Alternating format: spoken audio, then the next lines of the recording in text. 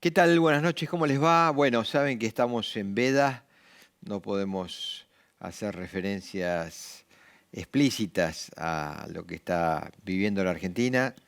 Jornada de reflexión, saben lo que pensamos los que nos acompañan y los que no nos acompañan y cayeron como daneses recién aterrizados, se van de alguna manera a dar cuenta por dónde van los tiros.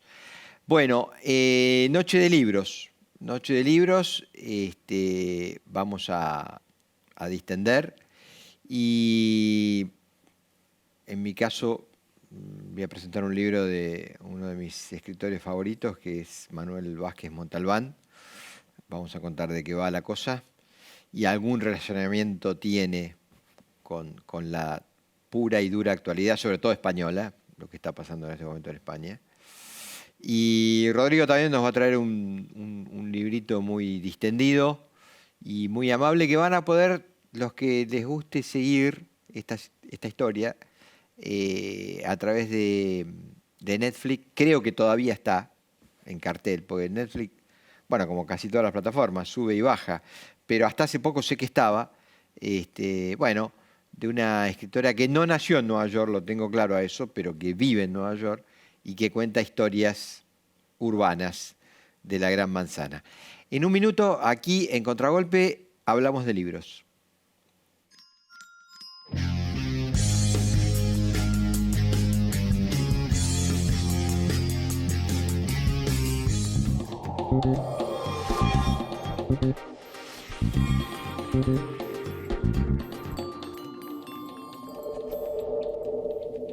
Vacía y cepilla los recipientes que acumulen agua. Tira agua hirviendo en desagües y rejillas y coloca mosquiteros. Juntos podemos prevenir el dengue. Más información en buenosaires.gov.ar/dengue. Buenos Aires Ciudad.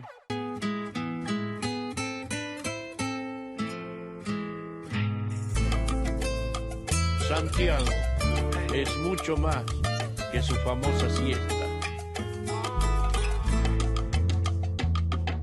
Siesta, su tierra, su sabor, su gente, su baile, su leyenda, también su sangre caliente. Siesta, su música y su clima ardiente, su cielo, su bombo legüero retumbando fuerte. Dulce como ese paisaje en el atardecer que en su tierra me dio la vida, me vio crecer. Fue la fiesta, golpeando en el cuero de los tambores que entre baile y risa me han curado todos los dolores. Siesta, su tierra, su sabor, su gente, su baile, su leyenda, también su sangre caliente.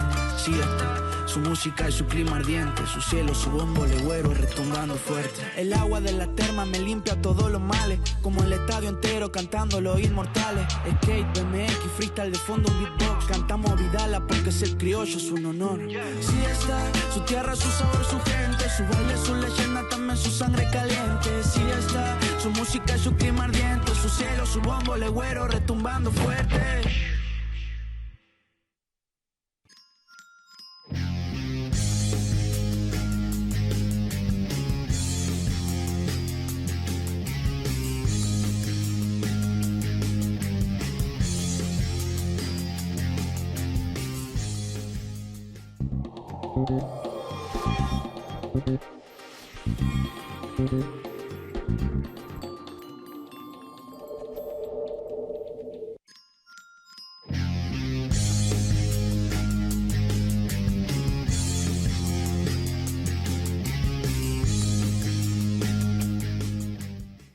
¿Qué tal, Rodrigo? ¿Cómo andás? Muy buenas noches. En la víspera, estamos en la Bueno, víspera. sí, tenemos que guardar prudente. No, silencio no, pero las valoraciones Siempre estamos a favor de la democracia, Sí, de por chiquito, así supuesto. que ya nos conocen a de nosotros. toda la vida. Mirá, en esta noche de libros yo me traje a uno de mis autores favoritos, a Vázquez Montalbán, y en este caso quiero mostrarles un libro que se llama Las Naridad, por el imperio hacia Dios o por Dios hacia el imperio. Lo mostramos, le pedimos ahí al director que le haga un plano, ya se lo hizo. Hay mucho brillo, ¿no, Qué director? linda edición. Sí, linda. Bueno, me pide que lo mueva un poquito. Ahí le bajé, ¿no? El Qué brillo. linda Perfecto. edición. Ahí me dice que 10 puntos. Bárbaro. Las Naridad, de más está decir, no es una biografía de Aznar, precisamente una biografía, pero sí es una descripción política de cómo el expresidente del gobierno español fue tejiendo una serie de alianzas desde su natural conservadurismo hasta llegar a la presidencia de gobierno y ejercer la presidencia de gobierno. Quiero citar algunas pinceladas. El libro tiene toda la cuestión socarrona y, si querés, sutil de ese humor que maneja o manejaba Vázquez Montalbán con una pluma única. Y va encontrando mojones en este político de gesto adusto, nada simpático, profundamente antipático, digamos. Aznar no es una persona que destile Y encima empatía. Y le tocó después de González, encima. Y le tocó después de Felipe González. que ahí González también, era la antítesis de eso. que ahí después te voy a contar una anécdota que me contó el expresidente Duhalde en primera persona sobre Aznar. Pero, por ejemplo, en la Aznaridad, Vázquez Montalbán cuenta que Aznar, que su primer cargo importante en la política española es ser presidente de la Comunidad de Castilla y León, es decir, gobernador de Castilla y León, cuya capital es Valladolid. Y entonces él cerraba las campañas en un pueblito cerca de Valladolid, de Castilla y León, que se llamaba Quintanar de Onésimo, y si yo no me equivoco todavía se sigue llamando Quintanar de Onésimo. ¿Y por qué esto tiene una referencia histórica? Porque cuando Franco gana la guerra, el pueblo se llamaba Quintanar, pero le ponen de Onésimo por Onésimo Redondo, que es el fundador del brazo sindical de la Falange. Entonces, Quintanar de Onésimo por Onésimo Redondo, que era un fascista, digamos, simpatizante del régimen. Y ahí cerraba las campañas en un partido de mus del típico bar de pueblo español José María Aznar. Y después Aznar va evolucionando en ese objetivo de llegar a la Moncloa y empieza a tomar algunas posiciones moderadas, ¿no? Y en esto que vos hacías referencia de su antipatía en contradicción con lo que era la figura dominante de los 80 en la política española, que era Felipe González, me cuenta Eduardo Duhalde en persona que lo acompaña a Aznar en su carrera proselitista. Faltaban muy pocos días para la elección del 96 que le permite a Aznar finalmente llegar a la Moncloa a ver un partido del Real Madrid. Y que la gente decía, bueno, José María, presidente, un saludo, esto. No existían los teléfonos móviles con cámara de foto, así que no era foto, pero sí, un saludo, una palmada. Y que él se mostraba frío, distante. Y entonces Duhalde dice, pero José María, estás en campaña, hay que juntar votos. Eso déjaselo al gitano ese de Andalucía. Por Felipe, ¿no? Él era hasta... Bueno, pero cuando llega la hora de tratar de formar gobierno, a él le faltaban los diputados y entonces tiene que pactar, por eso digo que tiene mucha actualidad con lo que está pasando hoy en España, porque en España se acaba de celebrar el pacto entre Juntos por Cataluña, que es la heredera de Pujol, de la vieja Convergencia y Unió, claro. Y este PSOE de Pedro Sánchez. Bueno, dificilísima negociación donde hubo que pactar una amnistía, ahora. Pero en aquel momento, donde la derecha española, madridista, mejor dicho, porque hay que decir que Ciu también es la versión de derecha de Cataluña, pero nacionalista catalana. Bueno, la versión castellana parlante, la versión madrileña de la derecha, hablaba mal de Pujol. Decía, Pujol enano habla castellano. Es decir, era en una rispidez la que había con Jordi Pujol de aquellos años. Y Aznar, que necesitaba los pactos de Convergencia y Unión de Pujol, empieza a moderarse y empieza a decir, bueno, yo por las noches leo catalán, decía, habla, fíjate vos, porque también necesitaba los votos del Partido Nacionalista Vasco, que en ese momento lo comandaba una figura mítica llamada Javier Arzallus, que ya falleció. Y entonces él hablaba del Movimiento Nacional de Liberación Vasco. El Movimiento Nacional de Liberación Vasco encerraba a la ETA adentro. sea, estaba Jarrah, Lab, es decir, todo lo que ellos llamaban el Frente de Independencia Vasco estaba dentro de la ETA. Él habló del Movimiento Nacional de Liberación, entenderse con el Movimiento Nacional de Liberación Vasco. Pero en concreto, y acá Vázquez Montalbán le dedica mucho tiempo a eso, a cómo Aznar empieza a moderar posiciones contra el independentismo catalán y le empieza a reconocer cosas, al punto tal de que se celebra un pacto que le permite conseguir los votos de Ciu a Aznar, que se llama el Pacto del Majestic, porque hay un hotel de lujo ahí en el Paseo de Gracia de Barcelona, que se llama Hotel Majestic, y ahí se celebran las reuniones entre el Partido Popular y la vieja Convergencia y Unió, que da lugar al Pacto del Majestic. Y entre otras cosas, se le cede a Cataluña el control y el tráfico de carreteras y se le retira de Cataluña a la Guardia Civil, como parte de los pactos que se celebran para que Convergencia y Unió votara a José María Aznar. Entonces, los que quieran divertirse, porque tiene muchas cosas, el libro es muy sabroso porque te va contando cómo esas figuras conservadoras del posfranquismo empiezan a adoptar posiciones de centro, ¿no? Y te empieza a contar y en medio a medio te dice, mirá, son fascistas de toda la vida, pero ahora se cambian de ropaje y se asumen democráticos, ¿no? Uno intuye, no leí el libro, pero me gusta la pluma, y además si viene de tu mano seguramente es un buen libro. Uno intuye también que todo ese viento epocal del europeísmo, Aznar lo tenía que reposicionar sí o sí hacia el centro, no había manera de escaparse. Sí, absolutamente.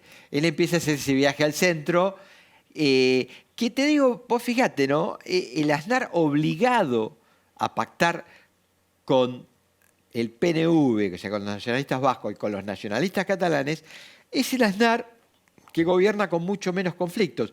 Cuando Aznar consigue la mayoría absoluta, 4 años después, ya es un Aznar conflictivo, centralista, madridista, que desgraciadamente le hace adoptar posiciones, sobre todo en materia internacional, de mucho peligro, que desgraciadamente terminan en los atentados de Atocha, ¿no? Y en el fin de su ciclo político activo.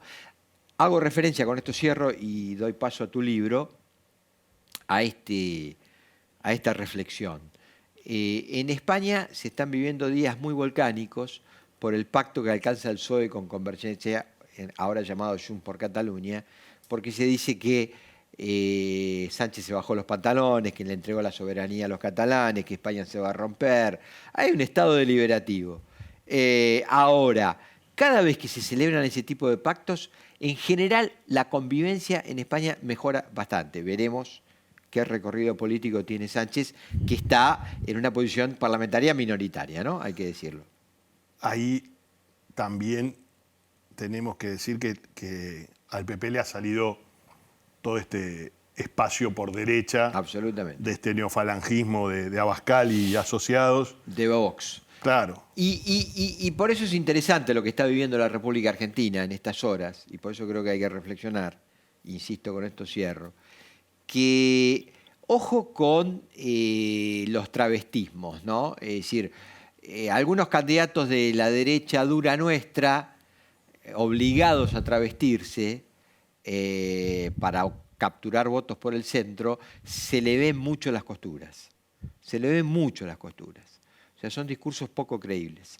Pero bueno, no sé si este libro es un incunable, no lo sé, porque, bueno, creo que Vázquez Montalbán en la Argentina no tiene me parece, una edición abundante, me parece. Pero bueno, existen esas páginas de buscalibros que por ahí a los lectores ávidos, que sé que lo son de nuestros televidentes, siguen con atención a estas cosas. Hoy en internet, viste, están incluso esas páginas donde el libro te llega, aunque no estén en la Argentina. Se puede buscar, lo recomiendo. Es afable, es muy histórico, es un conjunto de reflexiones con muchas anécdotas que la van a pasar bien. Bueno, lo tuyo, contanos. Nos venimos a este continente y nos venimos de la mano de una mujer fantástica, una mujer que bien anunciabas, no nació en Nueva York. Ella nació en un pueblito en Nueva Jersey, pero a los 18 años eligió irse a Nueva York. Lo vamos a mostrar, si ustedes están de acuerdo. A ver, el ahí, director, a ver qué si me hace dicen. fuerza. ¿Brilla? No, no Sí, brilla. me dicen que se ve muy bien. Ah, Bueno, perfecto. la traducción al español, que es una traducción reciente, dice Un día cualquiera en Nueva York. La verdad que el título original no es este, viste cómo son estas cosas de las traducciones y la necesidad imperiosa de vender el libro, lo cual me parece fantástico. Tiene una sobreimpresión que dice Vida Metropolitana y Ciencias Sociales. En verdad era, en su momento fue de Frank Lebowitz Reader, Metropolitan Life and Social Studies, eso sí.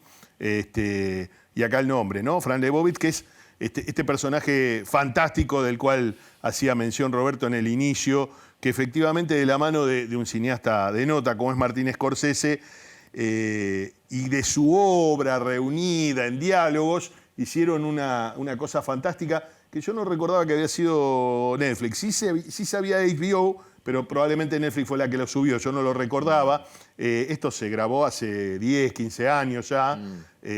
Son charlas de ellos revisitando estos relatos, claro, en general. Estos relatos que son una juntada de relatos de larga data, que sirven y mucho, y yo invito a que los lean, es decir, vean las charlas con Scorsese, que además se ríen a tope y disfrutan muchísimo la vida y cuentan muchísimas cosas de una Nueva York en las antípodas de la Nueva York de hoy, una Nueva York mucho más aldeática, mucho más violenta también, con un tuteo complejo con las mafias, con las drogas, una Nueva York difícil, que para ella era impresionante, porque ella era muy jovencita, venida de un pueblo. Ella además atravesó los oficios más insólitos para intentar quedarse, ¿no? Esta cosa de quiero ganarme la gran ciudad, vos decías lo de la gran manzana, bien decías, llegó a trabajar de taxista en su momento. Eso te quería decir, trabajó de taxista. Sí. Con todo lo que implica, porque creo que ella cuenta anécdotas de pasajeros. Sí, ella después suelta y empieza a transformarse en una relatora de la vida cotidiana. Alguno podría revisitar alguna cosa, digo, una aguafuerte neoyorquina. Claro. Es fantástico cómo escribe. Ahí había alguien que le abrió la puerta, que justo en estos últimos días en Buenos Aires hubo algo de características del pop art. Andy Warhol es el tipo que la ve y en algún lugar, que la ve en fiestas, la ve en lugares que no se explica muy bien qué hace. Ella es un personaje muy difícil de encasillar y él es el que la convence de escribir estas pequeñas historias que son, reitero, historias muy mínimas. Lo que pasa es que es delicioso leerlas. Para los que son grandes, porque bueno, revisitarán mucho de su vida, de cómo era la vida cotidiana, pero para los que son más chicos, para dimensionar cómo era un día, o cómo era la vida de alguien un día, cómo era el tuteo con lo cotidiano, cómo era la comunicación. Es decir, por ejemplo, la llama un cineasta de Los Ángeles y le dice, bueno, venite que quiero que hagas un guión, venite a tu costo. Es decir, a ver, Nueva York en un extremo de los Estados Unidos, Los Ángeles en el otro. 5 horas de vuelo, claro, para que lo entendamos. En el horario amable Nueva de los York, vuelos. Si vos te pagás un vuelo, y si no, días y días de colectivo, porque era una guionista que todavía no sabía si le iban a contratar. Claro. Pero la meca hollywoodense de decirle, mirá que estoy pensando en vos para un guión. Por lo tanto, la fuerza que tenía Hollywood sobre alguien que al teléfono atendía implicaba que por ahí, para ellos era natural que vos te pagaras tu pasaje. Claro. ¿Entendiendo? Estamos hablando de una ciudad que cobraba unas colaboraciones y vivía, bueno, esa cuenta que en esos días debía $100 y tantos de la línea telefónica y que por tanto le estaban por cortar el teléfono, y que si le cortaban el teléfono nunca le iba a contratar nadie para nada porque ella era una persona que le costaba salir de su casa, bueno. Y después era la persona que salía de su casa. Es decir, la vida cotidiana de la gente que vivía con muy poco. Que esto también es importante entenderlo. Pues es una vida de urbe, pero una vida con muy pocas cosas. Una heladera, una máquina de escribir, papel, sí, alguna pluma, los insumos para la pluma, y con eso se vivía. Es decir, referenciemos que ella, por lo menos lo que yo vi, sí, es una mujer de posiciones progresistas, claramente. Muy de avanzada, muy de avanzada. Muy identificada. Muy de avanzada, muy neoyorquina, digamos, con la cabeza muy abierta, muy de avanzada, en una sociedad que también avanza mucho. Pensemos que ella nace en el 50. Pensemos que vive su juvenilia en los tiempos de Martin Luther King, Malcolm X, es decir, tiempos de una lucha por los derechos.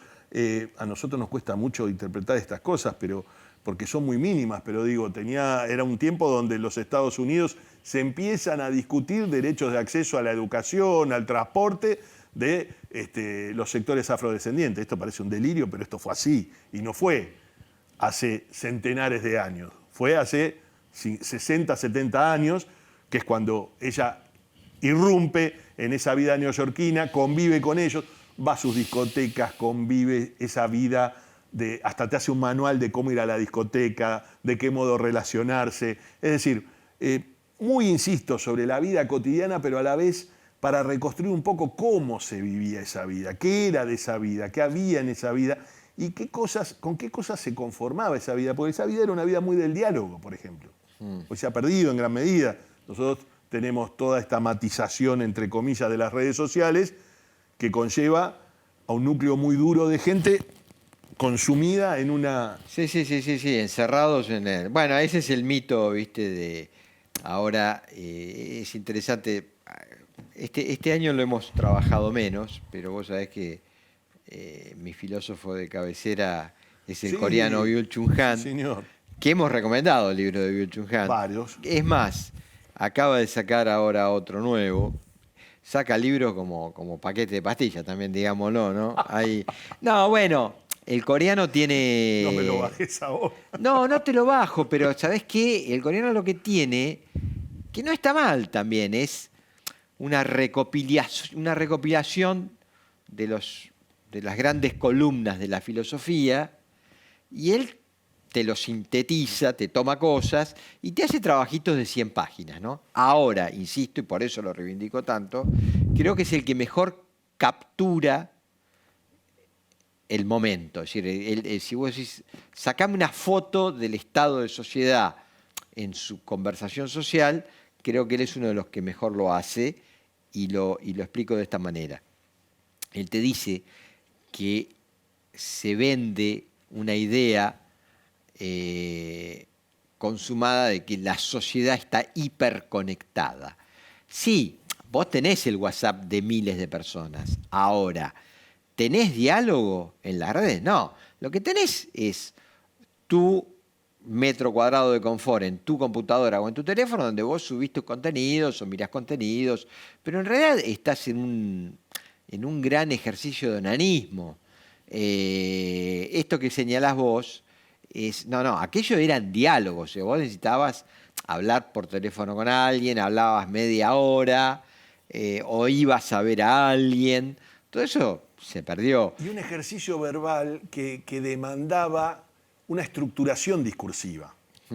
Ese ejercicio verbal, esa estructuración discursiva, generaba el hecho de que hubiera habido de por medio una lectura previa, en muchos casos literaria, pero aunque sea una lectura previa, para poder robustecer ese diálogo. Porque vos eras alguien, si podías entablar ese diálogo. Ella habla de escenas muy graciosas, entonces dice, con modelos, con artistas, con directores artísticos, dice, pero hasta las 2:30 me puedo quedar con el director artístico, que es el que habla y no es monosilábico. Claro. Porque ella es tremenda, es una gran conversadora. Le baja los humos y a la vez le baja los humos a la media de Nueva York, de los que se creen aquello de lo cool, ¿no? De aquellos que ocupaban un lugar en términos sociales que por ahí era habilitado para vivir grandes fiestas, pero que a la vez no tenían la sustancia para esas conversaciones, que es donde ella saca jugo. Yo insisto, centralmente, más allá de que está buenísimo, yo ahora no recuerdo, la serie se llama Supongamos que Nueva York es una ciudad. Sí, así es la Supongamos que Nueva York es una ciudad, es la serie que hizo con Martin Scorsese, que es fantástica, muy en un barcito, grabada muy en la intimidad. Tiene un anclaje con Argentina muy gracioso, porque ella es muy graciosa consigo misma, se ríe mucho de sí. Y ella recuerda cuando estrenó Parker la ópera rock Evita. Y que va con unos argentinos. Claro. Y que todos se rieron a carcajadas de la ópera y que sobraron la situación y que se ve y dice, noté, entonces, muchos años después, a sabiendas que la ópera rock fue un exitazo y hasta tuvo su película con Madonna, fue un gran éxito. Dice, noté que estos amigos argentinos míos no tenían ningún olfato sobre lo que era el arte y yo menos que ellos. Es decir, muy autocrítica también de reírse de aquel pasado donde ella había sido impiadosa con aquella ópera rock, por ejemplo, en los años 70, finales de los 70. Sí, lo interesante también es que rescata una Nueva York que por lo menos para la generación nuestra fue como muy atrapante, ¿no? Porque es la generación precisamente de Scorsese, la del Padrino, digo, por lo menos la película que a mí me marcó Sí. definitivamente, ¿no? Y es esa Nueva York que uno ve en las películas, que después lo que tuvimos la suerte de conocerla, sobre todo en los 80 y principios de los 90, vimos que era real, que es ese humo que sale de las alcantarillas, ¿no? Que le da ese ambiente tan telúrico propio de la Gran Manzana, la de los bares de jazz, la de las historias de la mafia.